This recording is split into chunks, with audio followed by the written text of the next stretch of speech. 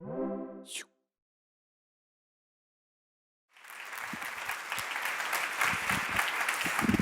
you, thank you, thank you. Thank you very much. It is really an honor for me to be here. I thought I'd start by talking a little bit about this part of Switzerland. I spent 8 years of my life, up until a year and a half ago, living in Europe, and it was a fantastic experience. 4 of those were in Lugano, and then I came to Logitech, and I've been with Logitech. I've been CEO of Logitech since last January, and I fell in love with this part of Switzerland and with our little operation that sits on the EPFL campus. Logitech's essentially structured geographically into 3 pieces. We have our main R&D center, and the place that we run all of Europe, Middle East, and Africa is in Lausanne, just down the road. Our kind of Silicon Valley head, where a lot of our business operations are right on the other side of the bridge from Facebook, from a lot of the big names in Silicon Valley. We're in the low rent district of Silicon Valley, as we should be. And then we have a big operation in Asia, as you would expect. Logitech is the market leader in most of our categories in most parts of the world. And I'll talk a little bit more about that in a minute. The reason I wanted to start there was to say, I love EPFL. How many people here have been to EPFL? Most of you. And if you're on the internet, I suspect you're less likely to have. But I have fallen in love with our operation on the EPFL campus. I had a talk this morning where I was talking about that I thought EPFL was soon going to be recognized as one of the top 5 universities in the world, and a person corrected me afterward and said, we were already ranked number 1 on many dimensions. And I'm not surprised. What's going on there is really remarkable. Now, I'm going to talk today about a couple things. I'll lay some groundwork for the let live and don't die, which I think was Sylvie's real idea. But I'm going to talk a little bit about that. But I'm really going to focus on 2 things a little later. One of them is on trying to create big products, and the other one is on trying not to be a big company. Logitech started about 30 years ago, and most of you probably know the story. I mean, we were created by Daniel Darrell, who grew up, or spent a lot of his time in this region, still is here all the time. I saw him yesterday on the EPFL campus. Logitech had a great run, a great creation period where we were one of those startups that Sylvie mentioned in the beginning. We went all the way up, and then we went public, and we went public on the NASDAQ as well as here in Switzerland. It was an amazing story, and still is an amazing story. We went into sort of the second chapter. We had 10 consecutive years of growth. That chapter obviously really was about growing around the PC. We had 10 consecutive years of double-digit top line, double-digit bottom line growth. We were the darling of the NASDAQ. We were the darling of the Swiss Stock Exchange. We were the darling of a lot of you. I suspect virtually everybody in this room has used a Logitech product, even if you don't know you've used a Logitech product, because we've done a lot of OEMing for PC makers. So we've really had an incredible run. In fact, we have produced I believe I've got this number right, 26 billion things over the last 15 years that are somewhere around the world. Now that is the good news, and we built this business around this incredible PC. And we ran that right up until about 3 or 4 years ago. And then this thing happened. Who would have thought? There was a guy named Steve Jobs who had a passion for this. And when this launched, initially, we looked at it and said, first, I'm not sure how big this will really be. I know I did. I wasn't at Logitech at the time, but I did. When it launched, I said, what's that for? And will a lot of people really buy that? And I think we did it inside Logitech too. And then the second thing we said was, I'm not sure what we can do for that. And we can surround a PC. We have a keyboard, a mouse, a webcam, a headset. But I'm not sure yet what we can do around that thing. And so when that launched, it did the obvious in retrospect. It disrupted the PC market. and our business looked really good, and we were really good at building a business and growing and innovating into a strong tailwind and growing market share and delivering great profit growth and top-line growth. But as the PC market stabilized, and then even started to decline, which it still is, we were in trouble. And so we had to change. Now, I'm going to go back and say, that's when I joined. So I joined about in April of last year. I took over the CEO role, as I said, in January, and we changed our strategy. There's nothing brilliant about our strategy. It's fairly straightforward. So it's all about execution. And our strategy is this. We're going to optimize profitability around that PC. We're not going to milk it. We're going to keep launching things against it. They're going to be good things, but we're going to optimize profitability there. We're going to grow 4 businesses aggressively. We're going to grow our tablet business. So we did find things to do there, and I'll show you a few in a minute. Some of you actually have them. So we have found a few things to do there. We're going to grow a music business, which some of you don't even know, but we have a music business called Ultimate Ears, which we're now taking into Bluetooth speakers, and I'll show you one of those in a minute. We're going to aggressively grow a business that we've always been pretty good at, but we took our eye off of, which was PC gaming, and I'll talk just a minute about that later. And finally, we're going to build a business around this exciting thing that's happening in businesses around the world, which is unified communications, which is a glorified way of saying communicating a lot more with video. So all those are the 4 areas we're really focused on growing. We have a couple of things we've got to fix, and I'm happy to say I think we're largely on the right path to getting them fixed. And the results so far have been pretty good. You know, our total top line is, we estimate will be about $2.1 billion this year. So far, we're delivering pretty consistently against that plan, and I feel pretty good about it. What I'm going to talk about now, though, are a couple of other things. Where are we now? So now, why in the world does the CEO of Logitech have a simple chair here? Because I sort of see the world as broken into time frames in the computing industry, and none of this will be a shock to you. The first one is the computer, the PC age it started in the mid-60s, and it's still going today. It's not as big, it's not growing rapidly today, but it's still alive, it's still going. Who knows, it may even get a resurgence, but it's certainly it's hit a crest, and it's starting to decline for the next several years. That's the reality. About 4 or 5 years ago, I would say the mobility age started. In the mobility age, I'll group tablets and smartphones. You know, you have the explosive growth of the tablet, the explosive growth of the smartphone. You know, people are using tablets for more and more things. Today, there are 300 million tablets in people's hands today. There are 1.6 billion PCs, and that's happened so fast, and it's not letting up. So the mobility age has happened, and we're, you know, the strategy I just laid out for you is getting on board the mobility age. But the real thing is, the real question that I'm focusing on this slide anyway is what's next? And what's next is the famous Internet of Things. That's the Internet of Things putting sensors on everything, from wearable devices to devices in your home to cars to everything. And the reason I put that simple chair there is I believe this is the most exciting time in the history of computing by far, and it's the most exciting time in the history of Logitech by far, because you can reinvent anything, absolutely anything. If you take apps and you put them with hardware, you can change it. You can upgrade it. You can make it better. You can make the experience broader. The reason I put a chair there was because all of you are sitting in a chair, and there certainly will be, if there aren't already, companies that will innovate around the chair you're sitting in.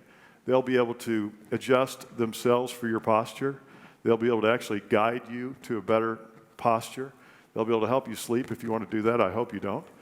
They'll probably be able to keep you awake if you'd prefer to do that, which I'd recommend. I prefer coffee. It's not just technical, but it's a good experience. But the world's going to be reinventing everything, and certainly Logitech will be in the middle of some of those things, a very few of those things. So in my role, I'd say the biggest challenge we have over the next several years, right now it's about executing our strategy. Over the next several years, the biggest challenge we will have is what do we not do? So this picture is intended to show you the forest in the proverbial forest for the trees. But there are so many opportunities ahead right now for a company like ours The pundits predict there will be 25 billion connected devices in this Internet of Things by the year 2020. I would be surprised if it's not more than that. That's billion, not million. I would be surprised if it's not more than that. And making sure we pick the right places to get into and figure out how to risk manage so that we don't damage the company as we fail in some of those, which we will, is one of the key things I believe that I will need to do in my job over the couple of years ahead. Now let me shift gears. In the last 10 minutes of this presentation, I'm going to talk about just two things. So two things we're doing in the company. The first one is about big products, and the second will be about being a small company. So big products. When I talk about big products, I'm going to talk about design.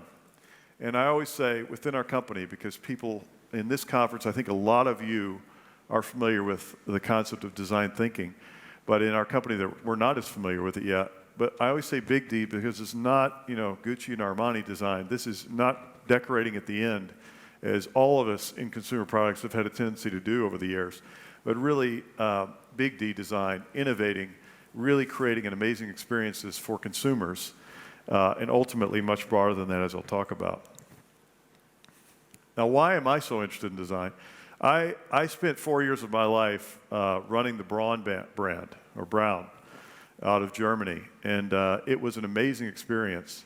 During that period, I had a lot of time to really invest in learning the history of design, the history of industrial design, and really understanding what Dieter Rams was all about. I actually met with Dieter Rams on a regular basis.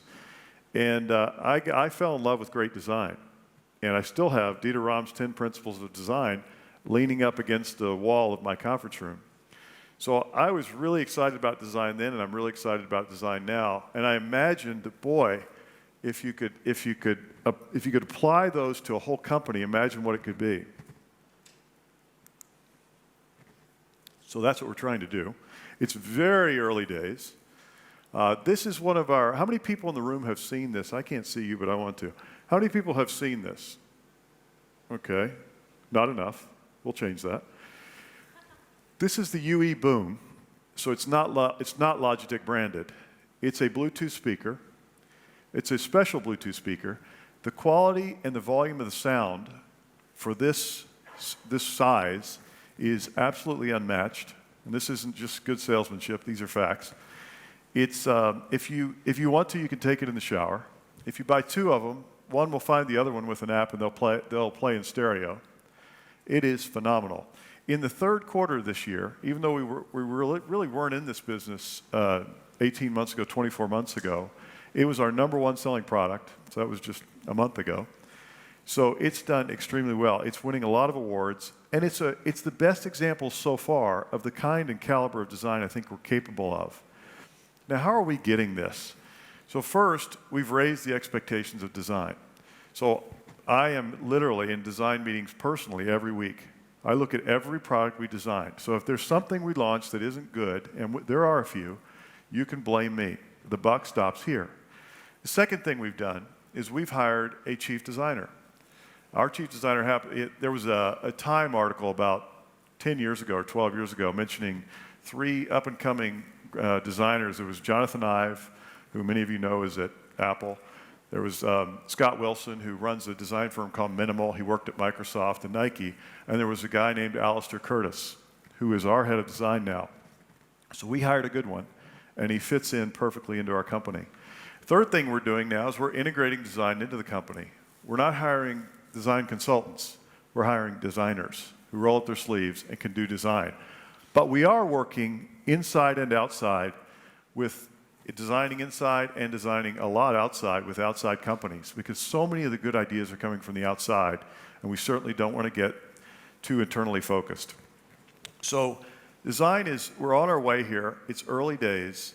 I feel pretty good about where we are. We just won 8 good design awards in the U.S., most ever. They just announced on Monday that we won 7 IF design awards out of Germany. That's the most we've ever won. And we've got another thing or two coming that you'll hear about. So I don't think design awards are necessarily the way to measure whether we're creating great innovative products. but I have a lot of respect for those two, and it's a good affirmation that at least somebody's noticing that we're getting serious about what we're doing in the product and innovation world. This, if you haven't seen it, how many people have seen this one? This is Logitech branded. Okay, you may not have seen this, and you may have seen the ultra-thin keyboard cover. This family was really nothing about 2 years ago, and today it's about $200 million business for us. So it's really taken off. We grew 95% in last quarter in our tablet keyboard business. I noticed somebody had tablet keyboard here in front.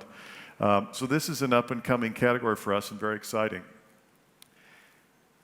Another interesting thing I'll tell you is that today, four of the top six products in the last quarter are in categories we weren't in 2 years ago. So we're proving to ourselves, at least, that we can take this capability that we applied to the old world and put it into the new world, and it seems to work. But it's still early, and we've got to keep proving that every day. So in design, where do we go from here? You know, as I said, I really believe that the future of companies like ours, thanks to a company called Apple, is that we're going to become more and more design-oriented. You know, I think where Apple really disrupted everybody in almost every industry is they did an amazing job, no pun intended, of combining simplification, functionality, and aesthetics. They did it in a way that nobody had ever done before. And that combination of those three things, at the caliber that they did them, were, in their own way, just a huge disruption. And they did it over and over again. And they raised the competitive landscape for all of us. So we must go here. If we execute better than the people who we're competing with, we'll do very well here, and I think we can. I think one day, the future of our business is that the person up here speaking to you, who's the CEO of Logitech, and I hope we've got somebody amazing here, 10 years from now, will be a designer. I think that's where we're headed. She may or may not have the title industrial designer, but I believe she or he will be a designer. Now let me shift for the last 3 minutes here and talk about what I mean by a small company and why I'm talking about it. I'm not going to try to read this to you. I hope you can read it. If you can't, I'm going to describe what happens in it. What happens in this is there's a big meeting going on with a bunch of people, and the big boss comes in and opens the door and says, "Hey, I need this conference room. I had it booked." And these guys say, "Well, why don't you just go find another one? Because there's another conference room available surely somewhere." And the big boss says, "No, there's not. I can't find it." So the underling says, "Well, why don't you just compare the importance of your meeting to mine? Because I think our meeting is really important, and we've been planning it for weeks." And the big boss says, "Hey, that's not the way it works in big companies. In big companies, the big boss gets the priority. So get out of here." So they get out, and he's angry. And then the big boss's meetings start, and the big boss's meetings and he says, "Okay, now the topic of today's meeting is to try to figure out why nothing seems to ever get done around here." Now, if I went pretty fast, but if you get the idea, big companies, and I apologize to all of you in big companies. Remember, I spent my career in big companies. Big companies do almost nothing well, from my standpoint, or nothing better than a small company can do, except scale. They do scale really well. The rest, I don't want any part of. I don't ever want to work at a big company again. I don't want anybody I work with to work in a big company again. I don't want any of you to work in a big company. I want you to work in a small company. And the reason I want you to work in a small company is because big companies have to manage their size. They have to centralize and control more and more process. They have to become more and more bureaucratic. It's the way it works, let's be honest. So our goal at Logitech, going forward, is to try like crazy, to work as hard as we can, no matter how big we get in revenues, to get smaller and smaller. So we want to be a small company, no matter how big we get. That is the mission. It is not easy. It's really hard. I won't pretend to have the answers. I don't know what they are. And by the way, big companies with their scale have a lot of horsepower, a lot of talent, a lot of ability to make things happen. We got to get smaller and smaller. So what are we doing? Where are we so far? I'd say we're a fraction of the way there, but we're off to an okay start. So what are we doing? One, I don't have an office anymore. So my CFO and I and my head of HR, or people and culture, we no longer have offices. We just sit at desks. We sit at tables. We're rolling that into the rest of the company. It's speeding up the communication. It's making it more informal. I've cut the layers. I now have a thinner top to bottom than we've probably ever had in the company since it was really small. And we're doing more and more there. And then I'll finish with one comment about technology, what it can do. I don't know about you, but I'm falling in love with Google Chat. I don't know how many of you use WhatsApp or Chat or something. I love Google Chat, and the reason I love it is because it enables me to go out and reach out and talk to every layer of the company, every level of the company, no matter where they are, no matter who they report to, and I can just, and I do this all the time, and just say, hey, what's going on? What's going wrong today, which is my favorite one. What's not working? And that enables me to feel like I'm in a small company, walking across the hall and saying, hey, what's up? Or somebody's bumping into me in the hallway and saying, hey, something's wrong. So I open this up because these are 4 people I'm chatting with in this particular screenshot, which was a couple hours ago. But I always have 8 to 12. There are actually 8 people there. The way Google Chat works, it hides the other 4. I usually have 8 to 12 or 15 people up there at any given time. So I'm going to stop here, take any questions, and just say, I'm really, really excited about what we're doing at Logitech. I think we're in the middle of the most interesting place in the world right now, both literally here in Lausanne, and literally in Silicon Valley, and literally in Asia. So we're literally in the middle of the most exciting place in the world, and we're also figuratively in the most exciting, dramatic places in the world too. So with that, I will stop and take any questions. Thank you, Bracken. So, as Lift is a lot about learning, some people were wondering, do you have some self-critical statements that maybe people could learn from? Like, maybe it's from the time where you started at Logitech. Yeah, I would say, if there's one thing it's inevitable, it's making mistakes, and I've made more than my fair share. When I first came to Logitech, I knew we needed to move faster, so I would consistently try to move faster into things. And in the very early days, I didn't have a way of getting good visibility on the level of risk we were taking. And I was lucky, to be honest, because we made a few bets that were fairly sizable, not so sizable that we'd sink the company, but fairly sizable, and they were right. So we got lucky, and it was luck. Because I didn't have the intuition at that point. I was talking to Garina DeLuca, who was our CEO at the time, became the chairman. I was talking to Daniel Burrell. I was talking to various board members and leaders, getting as much input as I could, and then making a few bets. Now my intuition's a lot better, thank goodness, but I'm still going to make some mistakes. We all do.